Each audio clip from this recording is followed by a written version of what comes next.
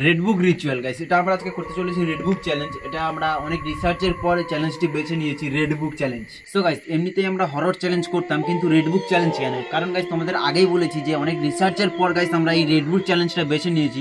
কারণ গাইস এই চ্যালেঞ্জটা প্রচণ্ড ভয়ানক হতে চলেছে।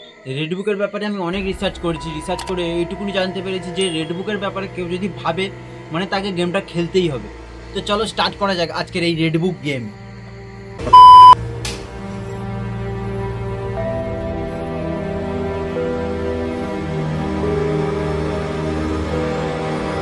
দেখতে পাচ্ছ এখন আমরা দুটো মোমবাতি জ্বালিয়ে নিয়েছি, মাঝখানেটা এখন জ্বালাবো না আমরা, কারণ গাইস মাঝখানে আমার রক্ত দেবো আর ওই রক্তটার সাহায্যে আমরা চার্লিকে ডাকবো।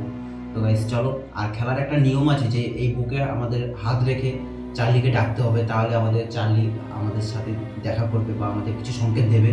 তো গাইস চলো এখন আমরা চার্লির জন্য ডাকবো। তো লোহার জিনিস নেবে, আমার কাছে আছে ছুরি আর আমাদের একটা পিন। তো এই পিনটার সাহায্যে আমরা একটা লোহার সার্কেল করবো। তো এর ফার্স্টে আমাদের এখানে একটা সার্কেল করে নিতে হবে, এই সাথে একটা সার্কেল করে নিতে হবে। সার্কেল করে নিয়ে গাইস এখানে আমার ফার্স্টে একটা রক্ত দিতে হবে আমাকে এই মোমবাতিতে।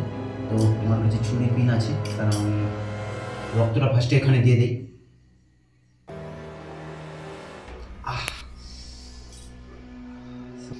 সো গাইস দেখতে পাচ্ছ ইতিমধ্যে আমাদের ব্লাড বেরিয়ে এসছে আমার হাত থেকে, দেখতে পাচ্ছ। তো এই ব্লাড আমি এখন মোমবাতির আগায় লাগাবো।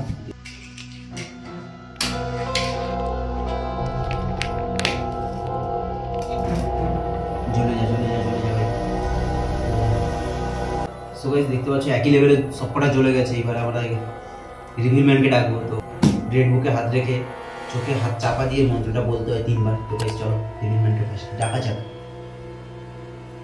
হে রিভিল ম্যান, আজ এই অমাবস্যার রাতে আমি তোমাকে ডাকছি, তুমি আমাকে দেখা দাও, আমি যা বলবো তুমি শোনো। হে রিভিল ম্যান, আজ এই অমাবস্যার রাতে আমি তোমাকে ডাকছি, তুমি আমাকে দেখা দাও, আমার কথাগুলো শোনো। হে রিভিল ম্যান, আজ এই অমাবস্যার রাতে আমি তোমাকে ডাকছি, তুমি আমাকে দেখা দাও, আমি যা বলবো তুমি শোনো।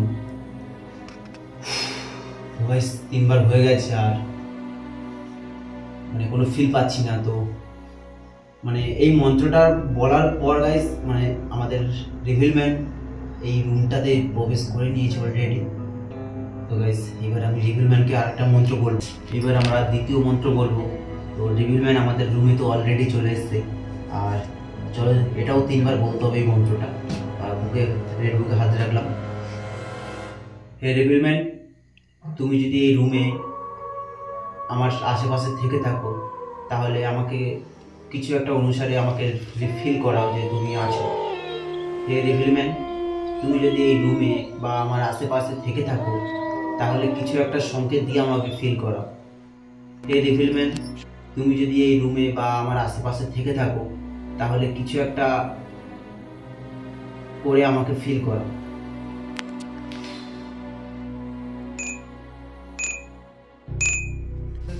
গাইস গাইস কেমন একটা আওয়াজ শুনতে পেলে গাইস, চার্লি মনে আমাদের এই রুমে চলে এসেছে গাইস। গাইস মানে খুবই ভয় লাগছে, আর কি করবো এখন বুঝতে পারছি না। গাইস মানে বুকের ভিতর কেমন হচ্ছে গাইস, আর রুমে আমি একা। গাইস গেমটা কি আমি এখানে এক্সিট মারবো বা গেম থেকে কি আমি এখানে বেরিয়ে যাবো?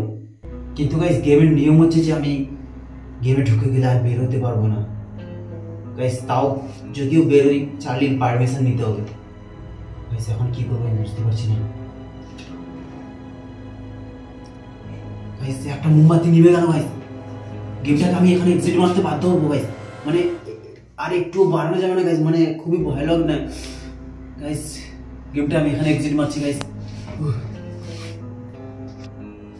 সো গাইস আমি গেমটা এখানে এক্সিট মানে বাধ্য হচ্ছি গাইস। মানে এতটা ভয়ানক একটা মানে বন্ধ রুমে, বাড়িতে কেউ নেই, মানে এমন একটা ফিল হচ্ছে গাইস যেটা মানে একার পক্ষে সম্ভব না গাইস।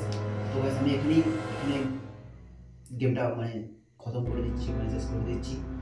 জানি না পরে কি হয় গাইস, যা হবে দেখা যাবে, কিন্তু আমি এই গেমটা আর খেলতে চাইছি না। আর গাইস তোমরা কেউ খেলো না গাইস, এখানে ভিডিও শেষ করছি।